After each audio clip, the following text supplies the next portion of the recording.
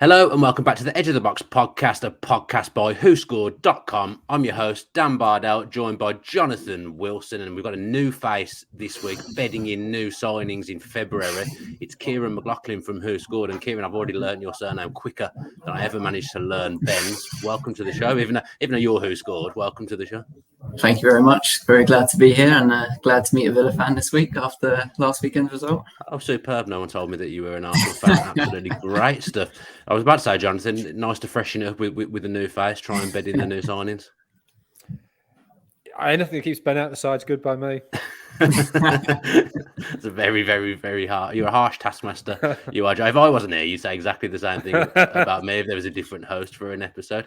Ciarán, your first task is to announce the Champions League team of the round. Yeah, so we've got a 4-4-2, starting off with Kevin Trapp in goal.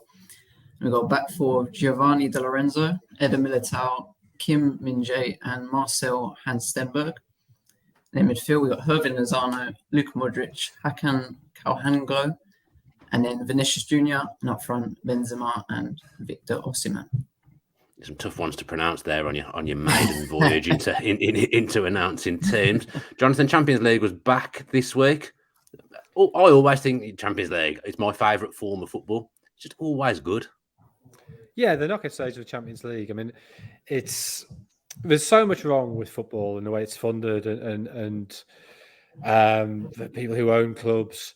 And yet the Champions League knockouts is, I think, comfortably the best drama. Yeah, in terms of consistency, it's comfortably the best drama in sport. Yeah. And even first legs of the last 16 are obviously the least important bit, the least exciting bit of the knockout phase. And yet already they've been so many stories, so many things have happened. Yeah, that Liverpool Real Madrid tie felt like a two-legged tie in one. Napoli we saw being really good again. The English side's by and large struggling. Leipzig City was a sort of low-key, kind of interesting, City again dominating a game, not taking full advantage and being pegged back. I think it's been I wouldn't say it's been sort of barn-burning yet, but it's been gently intriguing. And I think apart from that, I suppose you said Napoli are probably through and Real Madrid probably through, but really that aside, nicely set up for second legs. Yeah, I would say you just know that as it gets to the quarterfinals, the semi-finals, the final, you just know that good games are incoming. And like you say, the Champions League is the most consistent form of entertaining football. Ciarán, let's talk a little bit about that Liverpool game. Worth saying as well that you're here doing the podcast today. It sounds like everyone else at WhoScored is at a party. And you've just been stitched up and just thrown in for this week because you're the youngest or something. We all know Martin Lawrence is quite old, and you've just been thrown in to do the podcast because there's some form of party going on at WhoScored. It does sound like it today. I think everyone seems to have joined the party, and as you said, the youngest and the newest gets thrown in at the deep end. But no, it was kind of that Liverpool and Real Madrid game was almost like a party. It was both end to end. Like it was awful defending, awful goalkeeping. Even Courtois on the winning side, his rating was about 5.13, I think it was. But yeah, it was a chaos game. But that's what you want in a Champions League knockout, especially when you're kind of a neutral coming into it. But all to play for in the other games, I believe. But that one, I think that's pretty much finished for Liverpool. Yeah, Liverpool were back for 10 minutes, and then unfortunately they were back to what they've been doing for the rest of the season. We're not here to talk about the Champions League. We're here to preview the weekend's action. So we're going to start with Tottenham against Chelsea. Jonathan, Graham Potter, it is not going very well at all. If Chelsea were to lose here, I know he's been backed, but this happens all the time. If they were to lose to Tottenham, do you think this would be it for him? Do you think he's got the season regardless, or do you think if the results continue in the manner that they are, he'll get let go? And it's really difficult to say. The board, everything they sort of say in public, everything they're briefing is they're going to be patient and they've got faith in Potter. I think if you look at the underlying numbers, they're not bad. Chelsea's problems with scoring goals predate him. They didn't have a centre forward. They brought in Lukaku. That didn't work out. They still don't have a centre forward. And Nkunku, almost certainly coming in the summer, should solve that. But if you look at the 9 games since the World Cup, 9 league games since the World Cup, they've only picked up 10 points. But they've had the better XG in 7 of those games. And if you consider a game where the XG is within 0.5 as a draw and map that out in terms of points per game, they'd have had 20 points in those 9 games as opposed to 10 points, and those 10 extra points would have them up, right in the battle for 4th and 5th. So do you just say, well, this will be fine when they get centre forward, or do you say, well, this is a problem Potter had at Brighton as well? Has he just been unlucky that he's had 2 clubs without centre forwards or without goals from centre forwards, or is it something in the way he plays that means that the teams don't take chances? And I think you have to have a much more detailed understanding of the stats and a much more detailed analytic approach to have a real idea which is true there. I think the big danger for Potter is that I think fans, a lot of them have already lost faith in him. If players start to lose faith as well, it's very, very hard to get that back. He looks weary, doesn't he? And the problem with the Chelsea fans is that they're used to when a manager's not doing well, they just get replaced. So this is a new thing for a manager to be being given this amount of time, I guess. Do you think, Jonathan, that anyone would struggle with this Chelsea side, especially when you look at all the new signings they've got to integrate as well? Do you think it's not necessarily a Potter problem? Any manager could be there and this would be a struggle right now. It's not easy. I mean, Tuchel, who obviously is an exceptional manager, was struggling last season, beginning of this season. You've then had 2 waves of signings which don't seem to have very much to do with each other. There's also a problem if you sign a lot of young players for huge amounts of money. There's an expectation when you spend money that you'll have instant success, but these are young players, so you can't really expect them to have instant success. Any club where you bring in that volume of players, it's difficult to work out your patterns, to get people playing together. And it's even worse when some of those players are probably not going to be reaching their peak for 3, 4, 5, 6 years. So I think it's a hugely difficult project. Would other managers with, say, a more overt charisma, a more defined attacking style, would they have a more instant impact? Maybe, but maybe in the long term, that's Potter is what they need. The problem is that he might not get a long term because if results keep going against him, then fans, players, and ultimately the board will turn. That Southampton result felt like a real bad one when you're losing to the bottom of the league at Stamford Bridge. That's a huge problem. Kieran, you're a new signing. You know what it's like trying to bed into things. It can be difficult. But two of Chelsea's new signings, they've been the standout players for them so far. Yeah, Enzo Fernandez and Badiashile, they've been 2 of the top-rated Jan signings for any club. They are the top 2. And, they're 2 of Chelsea's top-rated players. Of course, they haven't played enough games to get a full picture. But at the same time, since they've played, they've only conceded twice in that time. And we've already seen that they look confident on the ball. Enzo Fernandez, he's still doing his thing. He's got 6 accurate long balls per 90 he's averaging. He's still playing the same game he did back in Portugal. So he's embedded into the league very quickly. Badiashile looks very solid at the back. It's very hard for any attacker to get, impose themselves on him. He wins the majority of his aerial duels. And to be honest, like with Chelsea, defensively, they've actually been quite good this season. It just seems to be an attack where they seem to have the problems. But they seem to have built this spine with these 2. And but yeah, like I said, they've only conceded 23 goals, which I think only Newcastle conceded less. So it's just the problems up front because they've only scored 23 goals. But they signed all these attacking players, and it's like Jonathan said, it's just about embedding them in. And with young players, it does take time.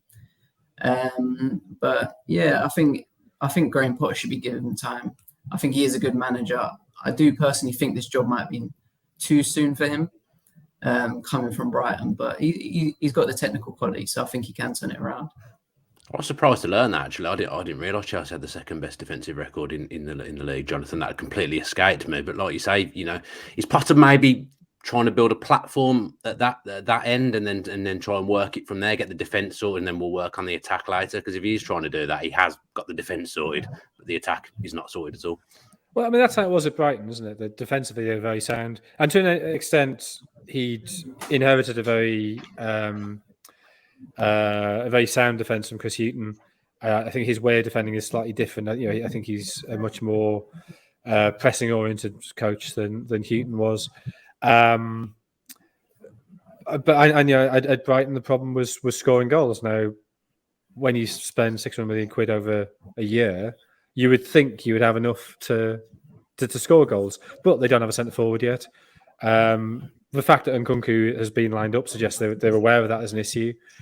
But I just sort of it just Chelsea feels so odd at the minute. They're sort of in this holding pattern, and imagine if they hadn't spent all the money, and if they'd won one of the last 10 games, which is the one they're on, there'd be open rebellion. They'd be like, he's got to go, he's got to be sacked. It's almost like spending the money has insulated him, because it's like, well, we brought in so many players. Of course, you can't expect instant results, which I think is logical, but it does feel sort of paradoxical. And I guess from Chelsea's point of view, they're probably not going to get top 4 now. Whoever if they sack Potter tomorrow and bring in somebody new, would they reach top 4? Probably not. So to that extent, you might as well let it go to the end of the season, and then you've got more evidence to work with, rather than bringing somebody in. I mean, clearly your options who you bring in would be reduced if you did it now, whereas in the summer it'd be much easier to entice a longer term option. So I don't really see any sense in getting rid of Potter now before the end of the season. If they had been going to get rid of him, I think it would have had to have been sort of a month ago, so they still had a realistic chance of getting top 4. Yeah, I do think managers always need a pre-season. As well, it's very hard to judge a manager when they haven't had the full time to get their ideas across. Chelsea would have had a lot of players at the World Cup as well, so he wouldn't have had that little break to integrate his ideas, and then suddenly an influx of players. So I do think Potter has had it a bit rough, but there's no doubt the results need to improve, because those results, even with all the new signings and all the internal and external factors, those results for Chelsea aren't good enough at the moment. Let's move on to Tottenham then, and someone that I've waxed lyrical about many times on this podcast, Emerson Royal. Emerson Royal and Ben Davies, Jonathan. The combination that we didn't know we needed. Yeah, I mean, Emerson Royal's been brilliant this last sort of 4 or 5 weeks, which I have to say I didn't see coming. I just couldn't see what he did. He just seemed to run up and down a lot, but his final ball, his shooting seemed dreadful. But he somehow got that right. And that goal they scored, the first goal against West Ham, the link up between the two wing backs is classic Antonio Conte football. I'm not quite sure what they were doing that far forward. I'm not quite sure what West Ham's defending was about, but it worked. And then you had the classic Kane to Son to finish it off. So it was a very typical Conte era Tottenham win, which they haven't been doing recently. Forget about Kane and Son, Jonathan. We don't talk about that. I want to talk about Emerson Royal, ex-Ben Davies. That's where it's all at here. That link up. I'm looking forward to seeing that again at the weekend. Talking of Son, Ciarán, in danger of becoming a little bit of a super sub, because he's come off the bench and scored again. He's been bang off form when he's been starting. Is there an argument now that he should be used as an impact sub and Richarlison start? Yeah, I mean, like when you have that sort of quality on the bench, it does scare defences, draining their energy all the game to know someone like Son's coming on. I mean, teams like City have that privilege of bringing, that sort of quality on. And of course, 2 of his 7 best rated performances have actually come from the bench, including that one against Leicester, where, of course, he scored a hat-trick. He's not had the most prolific season this year, but only 1 of his goals have actually come when he started. So, in some ways, maybe he does play better from the bench. And they've definitely got options of players who can start. Obviously, Kane, Kulusevski, Richarlison. They brought Dan Jumba in. Obviously, they've got Lucas Moura potentially. So they've got a lot of attacking options who can start the game. But, I think, when you see someone like Son who's got that skill, speed and the quality, he can score goals. When he finds his confidence again, he can create chances. And, I just don't think defenders would want to come up against that, after they've been drained all game, after playing against, Kane, for example, to then see Son coming on, it's quite a scary sight. And as I said, he seems to be performing better from the bench. So it could be something that he could go with. Jonathan, if you're a football manager and you miss maybe 3 or 4 games he's missed now, Antonio Conte, and your team wins every game when you're not there, you're slightly concerned? I don't know. Maybe I just stay away, because keep taking the cash, and on you go, lads. You seem to have got the basics. Yeah, they seem to marvel in him not being there. I guess you do start to worry that could it be that his intensity, his sort of touchline antics, somehow put pressure on players, and they're more relaxed when he's not there. I mean, I wonder then if it might be a case for him sort of sitting in the stand, at least for the first half, which Bob Paisley used to do at Liverpool, for instance, that he felt he got a better idea of the shape of the game by sitting in the stand. Then sometimes he'd wander down to the touchline second half, but often he just passed on the instructions because Paisley was quite a sort of quite a shy bloke, and he wouldn't necessarily be a big screamer from the bench. So there might be something in that. I mean, I think at this stage you're probably just thinking, well, it shows I've set them up well. It shows I've picked the right staff that even when I'm not there, they can get on with it. But I mean, Conte's had a really rough few months. With in terms of people close to him dying, and then the gallbladder. So I think from his point of view, he just needs to take some time away and get himself right. And if when he comes back, Tottenham are still in the fight for fourth, will great, and on they go. Yeah, I guess the worrying thing would be more that when he came back against Leicester and Milan, they lost both games and they got absolutely pummeled by Leicester as well. But fair play to Christian Stellini, because whenever he has come in, Spurs have looked solid, although I will say they came up against a West Ham side who I've got absolutely no idea what their game plan was on Sunday at all. I can't work out how they thought they were going to take even a point from that game with the team that they lined up with. It's combined 11 time, Ciarán. What's the algorithm thrown up for us? So for the Chelsea-Tottenham game, we've done a 3-4-3, and Tottenham just edge it with 6-5. So we've got Kepa in goal. He's got one of the best save success rates in the division. Three at the back, we've got Eric Dyer, Thiago Silva, and Badiashile. This is also based on league ratings. That's how himself and Enzo Fernandez make it in. Right wing back, we've got Reece James, and we got Højbjerg and Fernandez in midfield.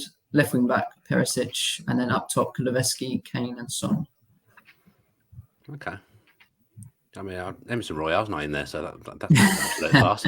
Jonathan, what's your team? What have you gone for? Well, with some reluctance, I've gone for 4-2-3-1, which means Silva playing in the back four, which I'm not entirely happy with. It's very Chelsea heavy, but I guess it's very much on potential rather than what they've done recently.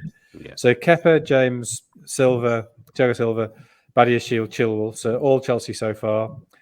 There's some talk Kante might be fit. I'm not sure how likely that is, but he's definitely getting towards it. If Kante is fit, him and Enzo Fernandez at the back of midfield. If he's not, Højbjerg. And then Kulusevski, Mount, Mudryk behind Kane. Although possibly Richarlison for Mudryk. I've sort of, when I first saw Mudryk, that game at Anfield, and everyone was sort of raving about him, I was sort of thinking, I'm not really sure about his finishing. And everything I've seen of him since, my questions about him have increased, which worries me. I mean, he's very young and he's very inexperienced. I'm sure it'll come, but it concerns me slightly about him. Okay. Interesting terms. Very Chelsea heavy from you there, Jonathan. Mason Mount, because he's having his worst season of his career, actually, Mason Mount, or the worst season of his Chelsea career anyway, isn't it? Yeah, he's not had a good season. I mean, he had a bad start of the season. He sort of came back to form and it sort of looked like he was just getting into form for the World Cup, and then quickly fell out of the England team at the World Cup. Is that true? Have I just said something nonsensical? No, he fell out. He did fall out of the team in the World Cup. Which is indicative of the strength England have in those creative areas. But I still think if you look at him over the last sort of 4 years, he's such an intelligent player. He's such a good player. Just knits everything together. So I think under my management, I think you'd see a new Mason Wilson's wizard. You'd absolutely see Mason. Oh yeah, right. I build a team around him. Yeah, his numbers every season for Chelsea, the first 3 seasons, I think it's 3 seasons, the numbers had all gone up in terms of goals and assists every season. But this season, they're dramatically down. But I think that probably says more about the environment that he's in than Mason Mount himself. Because I agree with you. I think he's a fantastic player. So I think he'll come back to form. Well, there's talk of him that he may leave Chelsea. Actually, if his contract situation doesn't get resolved in the summer, they'll sell him by the looks of things. So yeah, be an interesting one to keep an eye on. Score predictions then for Tottenham against Chelsea. Ciarán, it's your maiden show, so we'll go for you first. It's a lot of pressure on you here. Who's scored a relying on you? I mean, it's definitely one of those games I wish both teams would lose, but I'd probably have to say, just based on like Chelsea's poor form at the minute, I'd have to say probably Tottenham would just edge it, especially as they're playing at home. So probably 1-0 Tottenham. I'm going to go for 2-0 to Tottenham. Jonathan? 1-0 Tottenham. 1-0 to Tottenham. Just by having nine Chelsea players in my combined 11. Yeah, those 9 Chelsea players, you don't think any of them are going to score against Tottenham? That's why I've got Kane in there. Okay, fair enough. Yeah, I can't see Chelsea going to Tottenham and getting anything, but I've been wrong many times before. Let's look at the Premier League form guide in general now then, Ciarán. Who have we got in there? Yeah, so based on the last 6 appearances in the Premier League, Bruno Fernandes tops it, followed by Solly March, Bukayo Saka, Marcus Rashford, and then Rodri, Kieran Trippier, Kevin De Bruyne, Ivan Toney, Jack Grealish, and Kenny Tete. There's a few there that have surprised De Bruyne is in the top 10, Jonathan. It felt like he'd been in and out, and it felt like he'd not really been chipping in with goals and assists. I can tell you I know that because he's in my fantasy football team, so I've been seeing those goals and assists not happen. Anything else that surprises you in there? No, I think you're right about De Bruyne. But having said that, I think you saw against RB Leipzig how much they missed him. Yeah. So he didn't play the game he lost against Tottenham, did he? No, he came on. Yeah.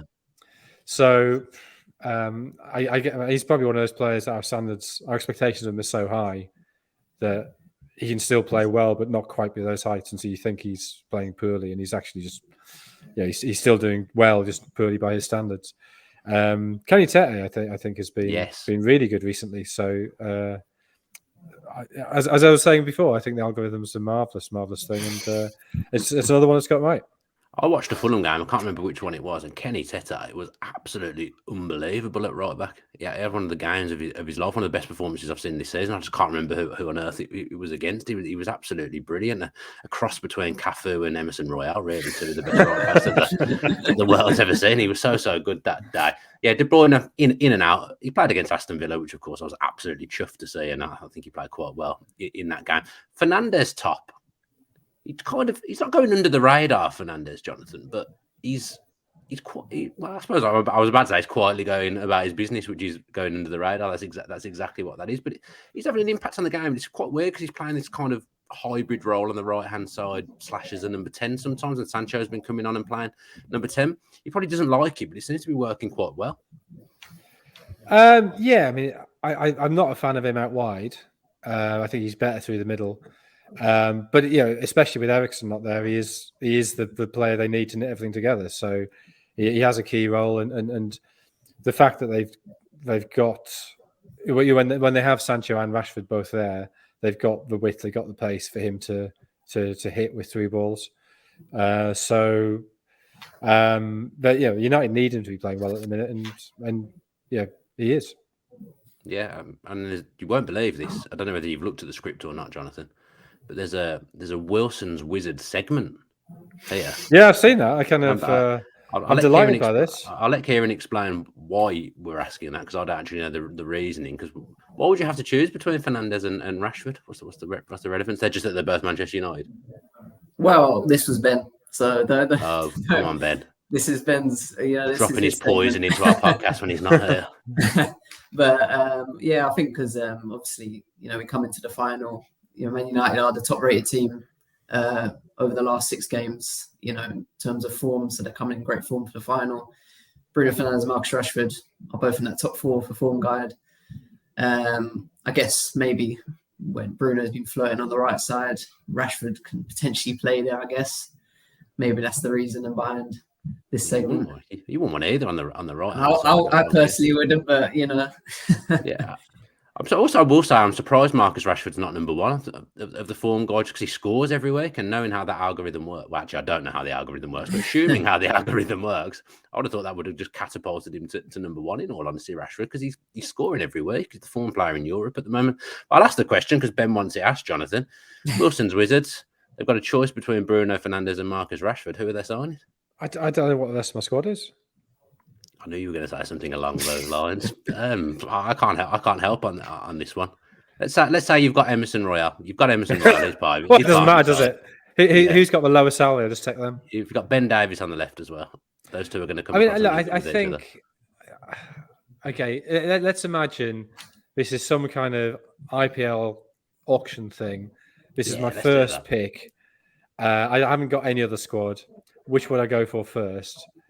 I think I'd go for Rashford, just because I think there's more players can do what Fernandes does than do what Rashford does. I think to be that goal-scoring threat from wide, you combine Rashford with an attacking left back, and then a creative midfielder and a centre forward who can get himself out of the way. Then he gives you goals, and also I'd like to think that the school children in my area will be well fed. Yeah, that would be. He's a nice guy, isn't he? Off the pitch, does a lot off the pitch. So Marcus Rashford, good player, good guy.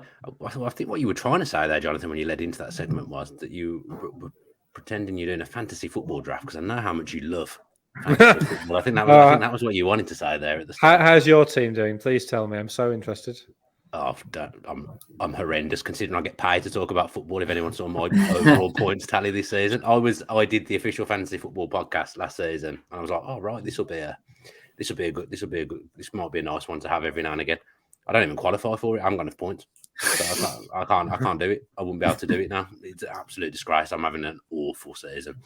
Right then, let's look at the cup final. Then Manchester United against Newcastle.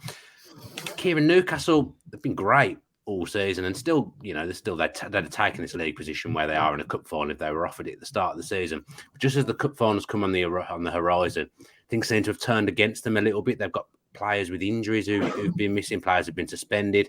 They're now going to be without Nick Pope for this cup final as well. So they've done so well to get to the cup final, but everything seems to have unravelled a little bit in the lead up to it. Yeah, I think a key part of how Eddie Howe's kind of approached this season is having a consistent lineup. And obviously, last few weeks they have suffered a few injuries and obviously suspensions of Bruno Guimaraes. And as you said, Pope's now out, and he's played every Prem minute up until that sending off. And even in the League Cup, he's played every game bar one. So obviously, consistency has been a key part of their game. And in the last few weeks, it's almost like teams have started to work them out in a bit. Maybe that quick start from Liverpool kind of took them aback a bit because they kind of built their game on solidity. I know when Arsenal played them, they just played as, just couldn't get past them, couldn't break down the defence. But yeah, just maybe losing those first team regulars and potentially, their depth isn't quite as strong to keep up with like how they want to play their game. And as you said, they've been drawing a lot recently, and it's obviously they've drawn more games now than they've won in the league. I think it's 11-10 now. So obviously they might be feeling the effects, and you want to come in with confidence when you come into a cup final. But then at the same time, maybe the occasion may play in your favour. You feel like the Newcastle fans might come with more numbers than United. Traditionally they do come with a lot of fans. But yeah, obviously it has affected them in recent weeks, and they're going to be playing their third choice goalie. So it could be a long afternoon potentially for the Geordies. Yeah, little did Manchester United know when they played Martin Dubravka in the early rounds of the Carabao Cup. Little did they know it would come back and absolutely be a win for them, because he would have, of course, played for Newcastle if he'd not been cup tied for this one. So Karius is going to come in and start, Jonathan. Well, we assume it'll be Karius. It could be Gillespie, I guess, but I think it will probably be Karius. He's got the bigger game experience, I would say. I listened to Eddie Howe's press conference on Tuesday, or an interview with Sky, and he was kind of saying it's a blow, obviously. He's never going to come out and say this is an absolute disaster. But he was saying the foundations of what they've done this season are built on that back four. So the way they defend won't change. But there's no doubt that having Karius behind them instead of Nick Pope, it's going to affect them on the day, I would think. Yeah, I mean, the Karius is the problem is for Karius that you say Karius, you think of the Champions League final, and you think of the disaster it was for him. I think it was the last time he played for an English team, Karius, potentially. I mean, he's barely played in 2 years, but nobody thought he was a terrible goalkeeper before that. We know he was probably concussed when he made those mistakes. He played well in that Champions League campaign up to the final. He's not some clown. He's a decent professional goalkeeper who had one massively bad game, having taken a whack on the head. So I don't think people should think that he's going to be just chucking them in. And I think, especially in cup finals, the power of the redemption narrative is a thing to be feared, both for Manchester United and for Sunderland fans. I certainly fear the Karius redemption narrative, but Nick Pope has been so good this season, and as Eddie was saying, that relationship with the back four is so important that it obviously is a setback for them. But I just don't think it's quite as big a setback as some people are making out. Very different types of goalkeepers as well. Nick Pope and Carrius. Carrius is, the main reason he would have been bought, I would imagine, is because of how he is with his feet and his distribution. And that's probably not. But if you were going to, you'd want it that way around, right? It's easier to replace a line keeper with somebody who's good with his feet than to replace somebody who's good with his feet with a line keeper. Yeah, sure. Yeah. I mean, he's got to say, Carrius, don't come forward. You just ask him not to do something rather than ask him to do something he's not very good at. Well, Nick Pope obviously swept up at the weekend and got himself in all kinds of a mess, didn't he? And he's caused him to miss that guy. I don't think that rule stupid. I don't think they're completely different competitions. Like, I don't think that he should miss the cup final, but I don't make the rules. I'm not the rule maker there. Carrius. Yeah. No, I agree. And actually, it's more than that, because if you're in a semi-final of a competition and you're desperately striving to get to the final, and you commit a foul that gets you a yellow card that keeps you out of the final, or do what Pope did, you sort of think, well, it's part of that game, it's part of that competition. Whereas if you're in a league game and you're sort of playing at 80% because you're trying to avoid getting the card that keeps you out of the final, you wouldn't play 80% in the semi-final. So it does affect the integrity of other games by not separating out competitions. I also think the cup tied thing's nonsense as well, because in the Champions League they got rid of that. So you can register in the second half of it. You can register and play for two teams in the Champions League in the same season. So why can't you play for two teams? Yeah, I mean, I guess it's slightly different in that there's such an obvious break between group stage and knockout stage, which the January window happens to fall in between. I mean, everybody knew what the regulations were at the start. So. No, I do feel for Nick Pope. I do feel it would have been the biggest moment of his career, undoubtedly, and it's been completely taken away from him. I do like your redemption thing, though. I do think there's something in that. Remember that cup final when Mertesacker hadn't played all season and then he came in against Chelsea, had an absolute storming game at the back, and Arsenal won the FA Cup. I do think there's something in that people do come in and they redeem themselves, and maybe it'll be Carrius. Ciarán, Newcastle, they've only scored once in 2023. Again, I'm learning things on this podcast this week. I'm surprised by that. Was that the goal against Bournemouth? That's the only time they've scored in 2023. I believe so. We can just blame Ben if it's wrong. So that's what he says there. But no, they haven't been scoring many lately, and it's been a big problem for them scoring goals. Obviously, they did rely a lot on their defensive side of the game, but that's all well and good if you're not scoring goals, as I said. And even in the League Cup this year, Man United scored 14, they've scored 8. Newcastle, and one of those was an own goal. Even the likes of Link. Wait there. I can't even blame Ben for this. It's just me reading the script wrong. Almiron's only scored once in 2023. Not Newcastle. Absolute terrible hosting from me. I take full responsibility for that. That was all my fault. We can blame Ben all that, because I was suddenly sat there thinking, I'm sure Isak came on and scored a last-minute goal in one of the games. And I look back at the script. Yeah, apologies to Ben. Apologies to everyone listening to this podcast. That's purely bad hosting from me. Even the best can have bad days. But it has been a bit of an issue. And as I said, in the League Cup, even the likes of Lincoln and Blackburn have scored more goals than them. And only one striker on their side has actually scored in the League Cup, and he's not actually there anymore, Chris Wood. And Almiron, he obviously had that great purple patch near the end of last year, but since then he hasn't looked the same. I'm not too sure why. Between the start of October and the end of December, he scored 8 of his 10 goals. In that time, only Haaland scored more, but then before and after, then he's only scored once. So it is a bit of concern. I mean, it is good to have Isak back. He is a top player. We know how good he is. He's young.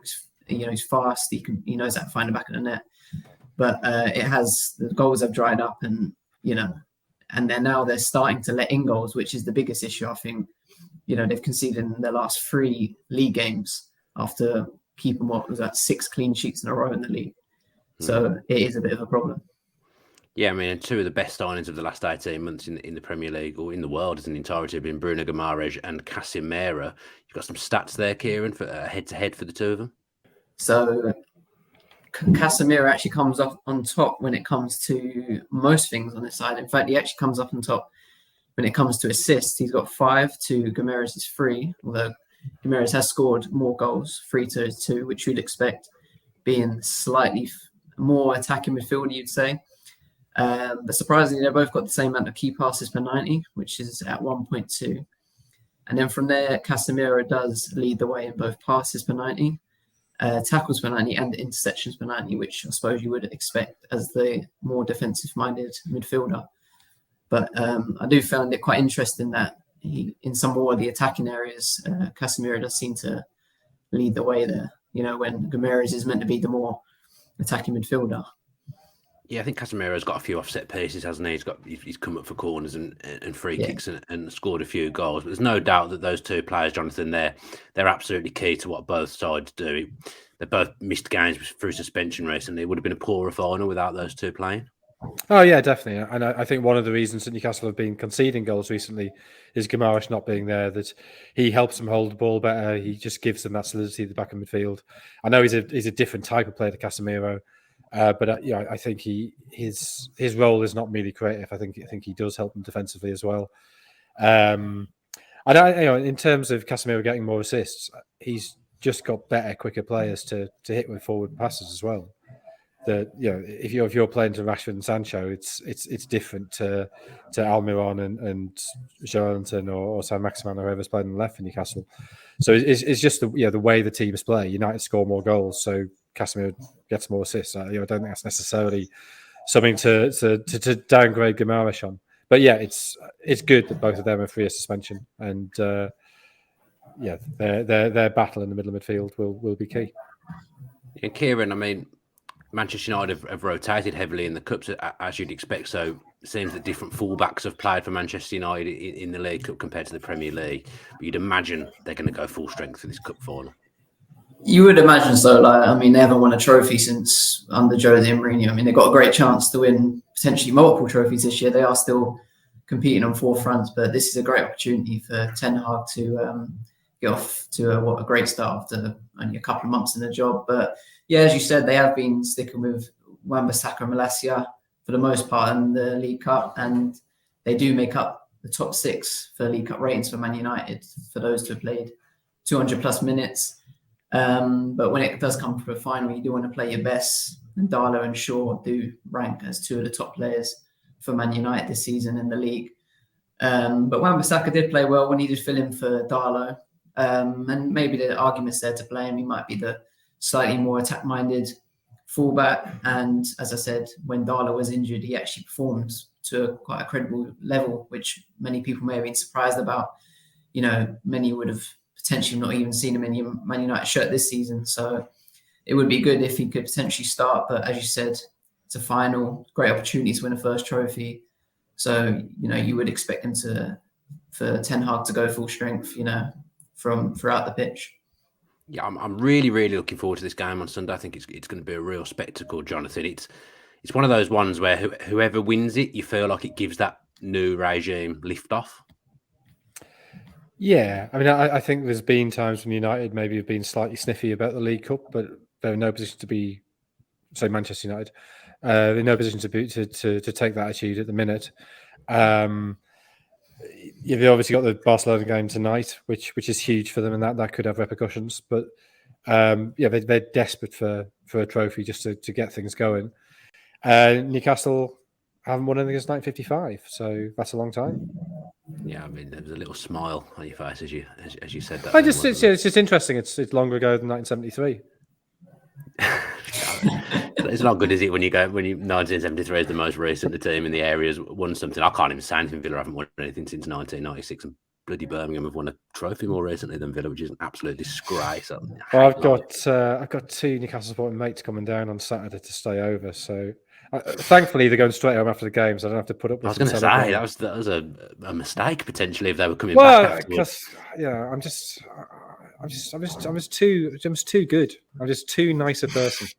Nice guy. I'll go around telling everyone in the industry, Jonathan Wilson, good guy. Nice guy, do anything for you. You need to stay at his house, he'll let you stay at his house. I've been spreading that around for years, quite frankly. Let's do the combined 11s then. I'm interested to see what's come up with here. Jonathan, you go first this time. Let's mix it up. 1, 2, 3, 4, 5. I've got six Manchester United players, 5 Newcastle. We've got such a chemistry. I don't even need to ask the question now of how many. You just do it automatically. So it's a 4-2-3-1. De Gea in goal. Trippier at right back, Varane and Botman together in the middle, Shaw at left back, Casemiro and Gomes together at the back of midfield, I've gone Sancho ahead of Almiron, which I did have a bit of a wobble over, but if it had been in Almiron's golden period, then Almiron, but that's over. So Sancho. As he plays for Newcastle, you've gone for Sancho. Bruno Fernandes and Rashford, and then Callum Wilson up front. So very fair, to be fair, I've just said that. It's a very fair side, I think, that you've picked there. I would say you've gone fair with that. 6 and 5, so yeah. Yeah, fair enough. No, good team. What WhoScored come up with, Ciarán? Well, we had two originally. We had one where we just did it based on the Carabao Cup ratings, but I don't think we were too impressed with that one. And considering most teams are probably going to go full strength, we decided to kind of mix it up with a League Cup / Premier League ratings 11. Who would have been in goal in that team? Out of interest, it would have been Tom Heaton. Tom Heaton would have been. Tom Heaton would have been in goal. If I do, I've got a lot of time for Tom Heaton actually. Go on, then let's have the real team. Then the real quiz. The real team just sees United with 6-5. David De Gea does go in goal. We've got a back four: Kieran Trippier, Fabian Schär, Lisandro Martinez, and Luke Shaw. 3-man midfield.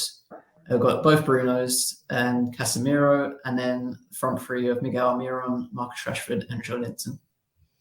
Okay, interesting that Jonathan, you picked your two centre backs, and WhoScored have gone for the other end of the partnership with theirs. I find that quite interesting. I don't know whether you want to debate that. Is there a reason why you picked those two centre halves? I just thought that was interesting. Well, obviously, I admire the algorithm more than anything else, so I will withdraw and. I mean, I think it's very hard to map defending statistically. A lot of what good defending is being in the right positions so the ball doesn't come near you, and that is incredibly hard to map with data. So yeah, so your team's better. Yeah. If I'd have done one, I don't know. Maybe I'll start doing them in this segment. I'd have probably gone for Ciarán Martinez. I would have thought that might have been what I'd done. I think Botman's been really, really good this season. No, he has. Done. I just like Ciarán Martinez as a partnership. So okay, yeah. And normally I kind of do go for partnerships. So yeah. The one that was no doubt really was Trippier. Although that feels harsh on Dalot because Dalot's been very good this season.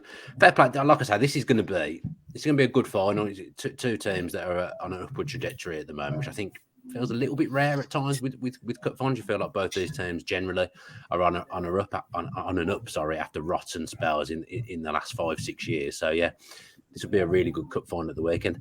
Let's predict what's going to happen then. Jonathan, what's the score going to be in the Carabao Cup final? 1-0 to Manchester United. 1-0 to. I've just said it's going to be a classic, and then you've predicted 1-0. Thank you very much, Jonathan. Ciarán? You're welcome.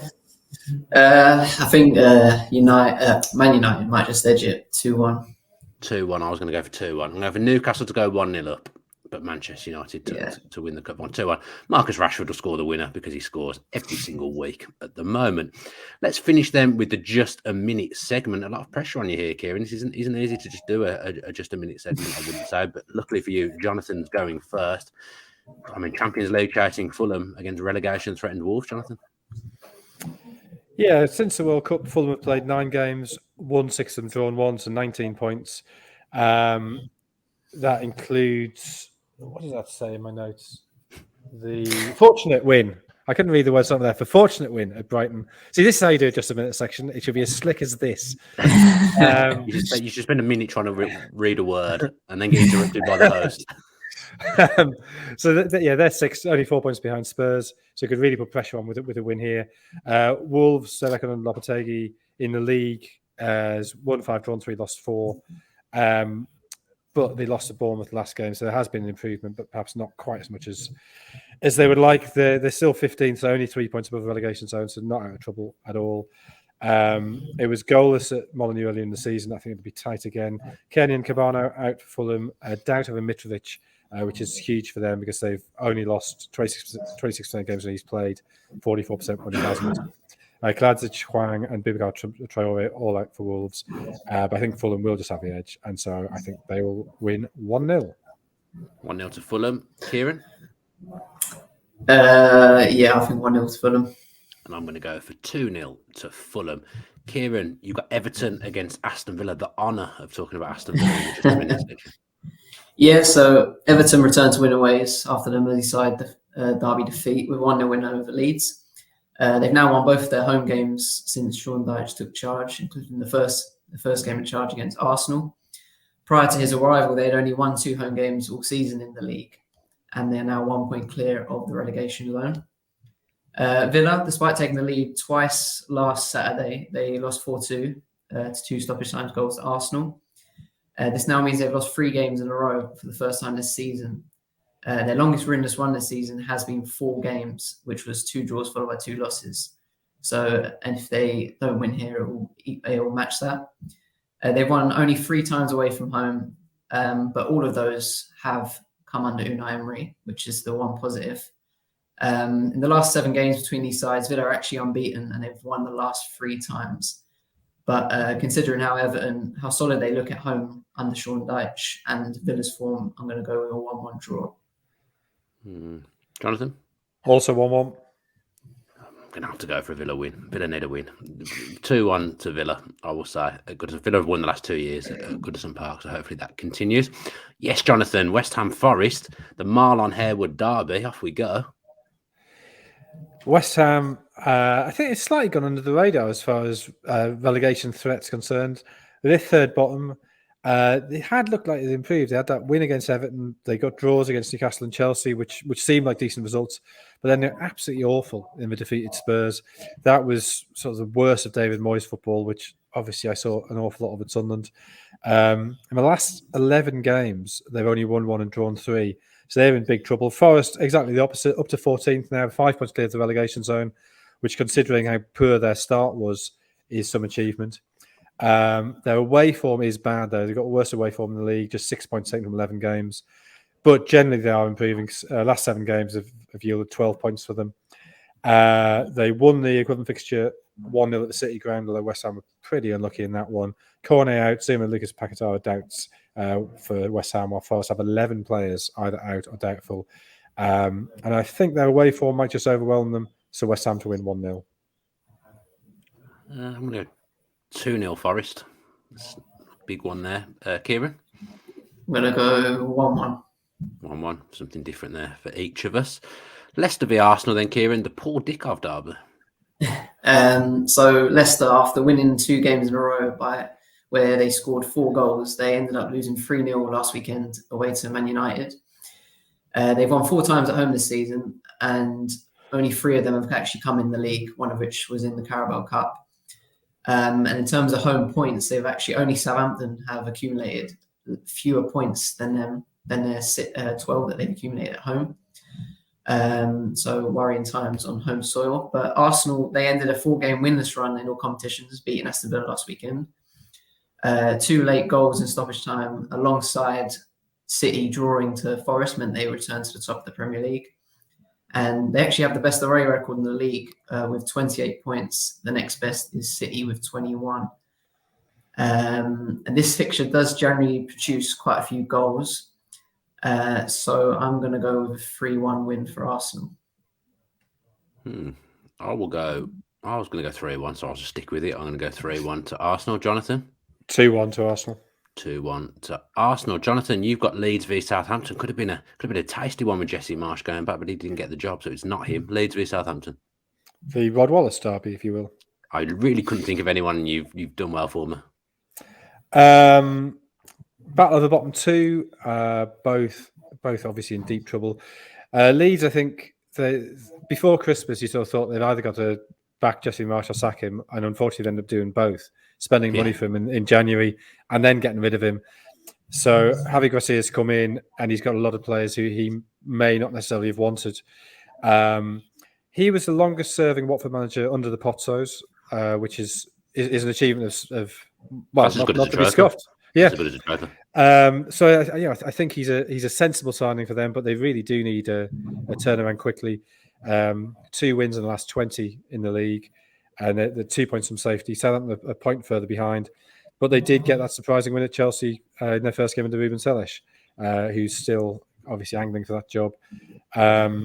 Before the Chelsea win, they had 9 defeats in the previous 10 in the league. Drew 2-2 at some areas. I'm going to be a draw again. I'm going to say 1-1. It's a tough, big game, this. Tough one to call. I will say I'll have to go 1-1 as well. Sit on the fence. Ciarán? I'm going to go 1-0 Southampton. Might take some confidence from last week. 1-0 to Southampton. That'd be a terrible defeat for Leeds. They're in huge trouble anyway, but they'd be in even bigger trouble. Ciarán, you finished with Bournemouth against Man City. I want to say the Nathan Ake derby, but he still plays for Man City, so I can't say it. So yeah, Bournemouth against Man City. Yeah, so Bournemouth recorded their first win since before the World Cup last weekend. They won 1-0 away to Wolves. It was actually their 5th win altogether this season in the league, 3 of which have come at home. They lost their second game of the season against Man City, and that was by a 4-0 scoreline after they had beat Villa 2-0 in the opening game. Man City failed to retake top spot, drawing 1-1 with Forest, despite what you would argue a very dominant display from them. They've dropped 21 points this season. Last season, they've dropped 21 points last season. This season, they've already dropped 20 in the league. And of course, they come in this game on the back of a 1-1 draw against Leipzig. But you do feel like with the form of how the two sides have done this season, and Man City generally do score quite a few goals against Bournemouth. I think since 2015, they've scored 4 or more goals on 5 occasions. So I'm going to go with a 3-0 win for Man City. I'm going to go 3-1 to Manchester City. Jonathan? 2-0 to City. 2-0 to City. Jonathan, are they back? Are they not? You finish with Crystal Palace against Liverpool. Yeah, well, that is the question. They had those 2 very impressive performances, or seemingly impressive performances against Everton, Newcastle, Liverpool, but then just torn apart by Real Madrid. Although they did have a better XG in that game, slightly oddly. So Real Madrid scored with 5 of their 7 shots. So maybe it wasn't quite as bad as it appeared, but it did seem they ripped apart. You do wonder how much that'll set them back, just as it felt they were getting players back from injury. So they're without Thiago Luis Diaz, Canato, and Arthur Melo, but they do have Jota, Firmino coming back. Palace have had no home win since the 6th of November. They only had 1 win at all in that time. They've had real problems scoring goals. Only 1 win in the last 12. They have drawn 4 of the last 5, and those have been against Manchester United, Newcastle, Brighton, and Brentford. So they are taking points off good teams in good form. They're without Johnson, Zaha, Tompkins, and Ferguson. Doubts over Ward and Mitchell, but I still think Liverpool will be too good for them. I'm going to say 1-0 Liverpool. 1-0 to Liverpool. Ciarán? I'm going to say 2-1 Liverpool. 2-1 Liverpool. I'm going to go for 2-2 Crystal Palace against Liverpool. And that is it for us here on the Edge of the Box podcast this week. Thanks to Ciarán and Jonathan for joining me. And thanks to everyone who's tuned in and watched as well. We'll be back next week. To find out when that is, subscribe to the channel with your post notifications on. Enjoy all the football at the weekend. And as ever, please stay safe.